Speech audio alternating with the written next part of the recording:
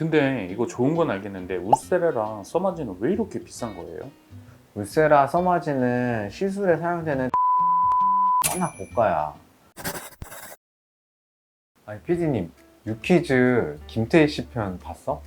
아, 이 말 되게 멋지고 예쁘지 않아? 그러니까요. 저 마음가짐이 진짜 대단한 것 같아요. 저는 못 받아들일 것 같은데. 대부분의 사람들이 뭐 그렇지 뭐. 그래서 관리에 열과 성을 다들 다 하는 게 아닐까? 보통 이제 30대가 되면서부터 이제 물어봐. 저 이제 뭐 해야 돼요? 제 나이에는 뭐가 좋을까요? 막 이런 거 있잖아. 그러면 뭐 말씀해 주세요? 정해진 답을 주기보다는 가장 스트레스 받고 있는 부분이 뭔지 되물어보는 편이기는 해. 그래도 30대, 40대가 가장 많이 하거나 하면 좋은 시술이 있지 않나요?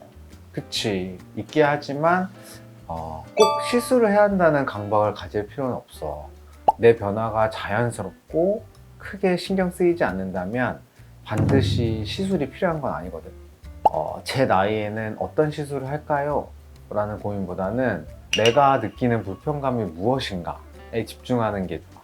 턱선이 늘어지거나 울퉁불퉁해 보인다던가, 아니면 눈밑이 꺼져 보인다던가, 눈가 옆 잔주름이 예전보다 더 도드라져 보인다던가. 확실히 30대, 40대는 본격적으로 탄력도 떨어지고 20대 때 아무 생각 없이 하던 안 좋은 습관들이 부메랑처럼 돌아오는 시기야. 이런 변화들이 크게 다가오면 안티에이징에 초점을 맞춘 시술에 도움을 받으면 돼.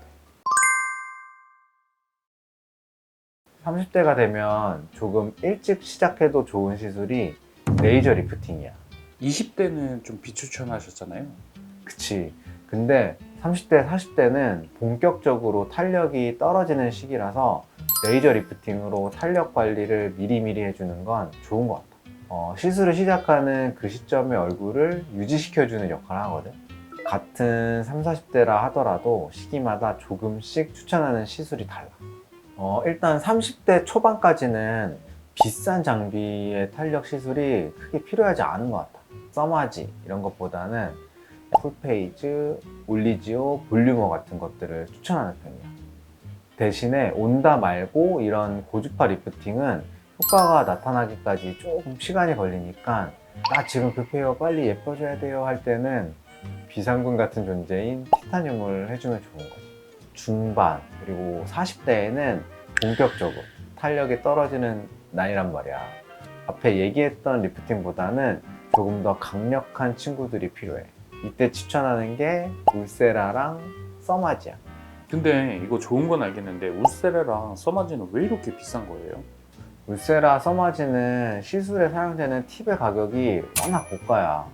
장비 자체도 비싸지만 소모품인 팁이 비싸다 보니까 시술 가격도 비싸지는 거지.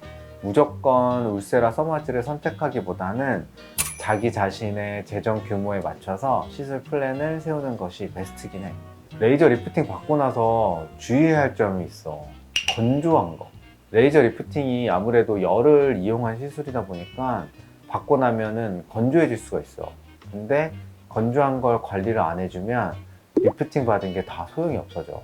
그냥 돈 내고 아프게 리프팅 받고 늙는 거야.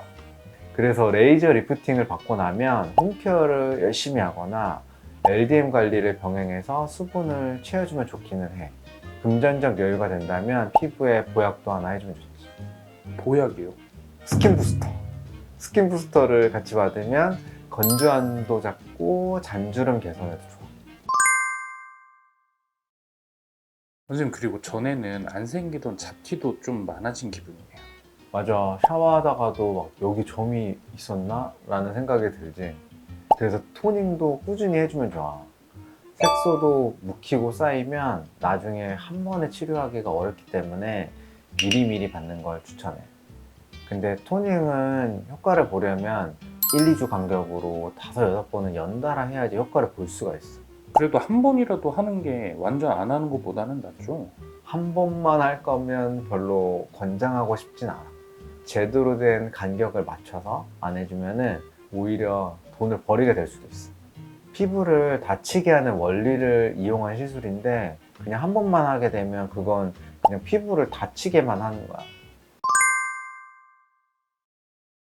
사실 레이저 리프팅보다 효과 좋고 가성비 있는 시술은 따로 있어. 바로 보톡스. 필러처럼 패인 주름을 채워주는 건 아니지만 주름이 패이는 걸 예방을 해주지. 깊게 아직 생기지 않은 잔주름을 펴주기도 하고 레이저 리프팅보다 훨씬 효율적이지. 이마 깊게 주름이 생겨버리면요?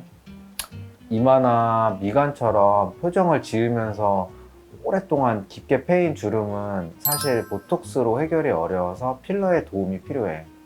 그러니까 신경 쓰이는 주름이 있다고 하면 미리미리 보톡스로 예방을 하는 게 좋지. 네, 오늘은 30, 40대에게 추천하는 시술에 대해서 알아보았는데요. 사람마다 피부 컨디션이나 윤곽 라인이 모두 다르기 때문에 자신이 느끼는 불편함이 무엇인지, 어떤 점을 개선하고 싶은지에 대해서 먼저 생각해 보시길 바랍니다. 그럼 다음에는 더욱더 유익한 영상으로 찾아올게요.